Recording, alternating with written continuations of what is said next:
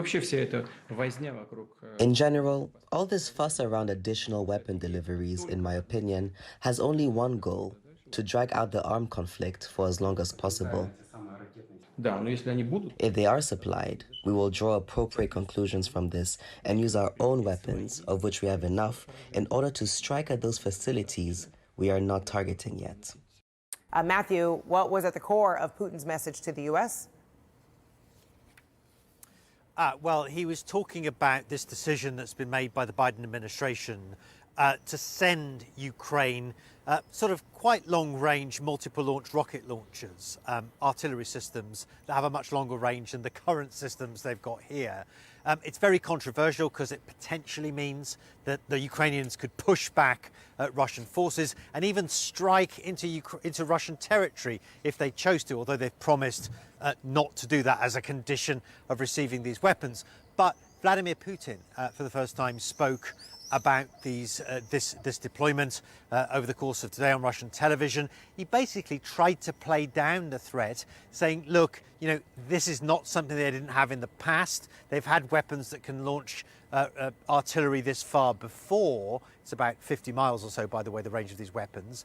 But it's just replacing these lost stocks. However, the warning he issued was this. He said, look, giving Ukraine weapons like this is going to prolong the war. He wasn't saying it was a particular threat to Russia, although it undoubtedly is, but he was issuing that warning to the US and to the rest of the world that's supporting Ukraine that this war is going to continue as long as Ukraine continues to be armed.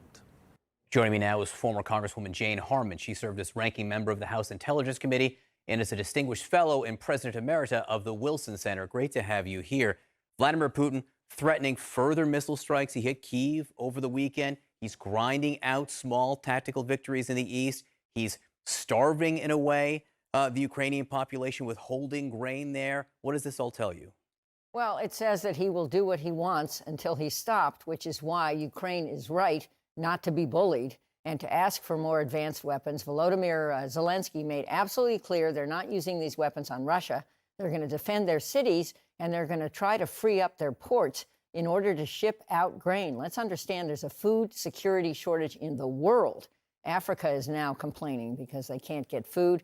A third of their populations may be starving in the next few months. This is very serious, and the fault lies with Vladimir Putin. So I think Ukraine's doing the right thing, and I commend President Biden for supporting Ukraine doing the right thing and saying Ukraine should not be surrendering territory. You get the sense that Vladimir Putin there is prepared for a long war. He will stay there as long as he needs to. You know that Ukraine has the will to fight as long as it needs to. The question is the West and the supporters of Ukraine here in the United States. What concerns do you have there? Well, I do have concerns that our attention span is short. The elections are, in political time, a few months off, but in real time, 5 minutes from now, and things keep changing. And the networks, not this one, are now covering, and they should, school shootings, inflation, and a bunch of formula shortage and a lot of other things that are important. But so is this. This is the fight for freedom. And if Zelensky is forced to surrender territory against the will of the Ukrainian people, and if things go badly, which they're not going right now, that's really bad news for encouraging Russia. And you just had a piece on North Korea. Who do you think is watching this? For sure, Kim Jong-un is watching this. The Iran nuclear deal is stalled.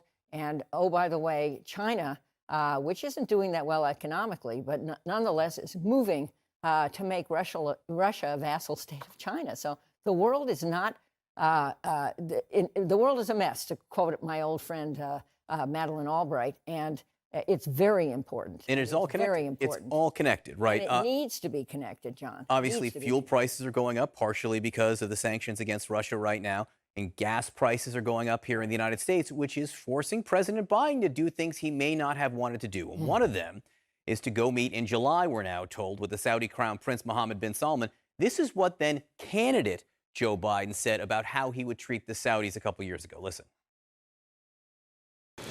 Khashoggi was, in fact, murdered and dismembered, and I believe in the order of the Crown Prince.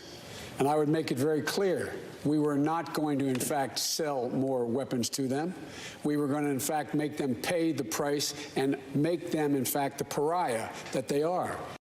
Make them, the Saudis, the pariah that they are. That was candidate Joe Biden. Now we are told he will go visit with the Saudi crown prince in a little bit more than a month. And note that he's going there. It's not MBS coming to the States.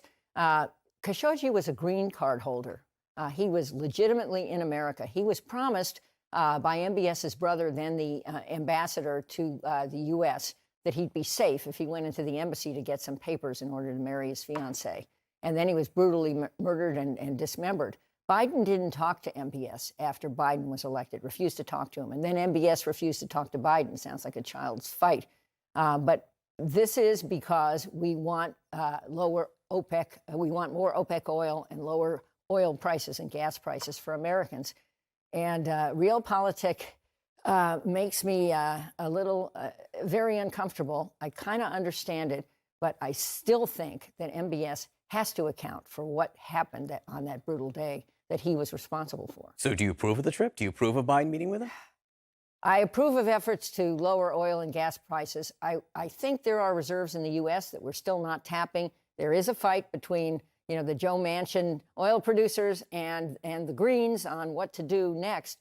But I think we should be doing everything we can in America and shipping excess oil and gas to Europe. And Europe should be investing in LNG terminals, which it hasn't invested in. How do you toe that rhetorical line if you're President Biden meeting with someone who you at one point said you were going to make a pariah?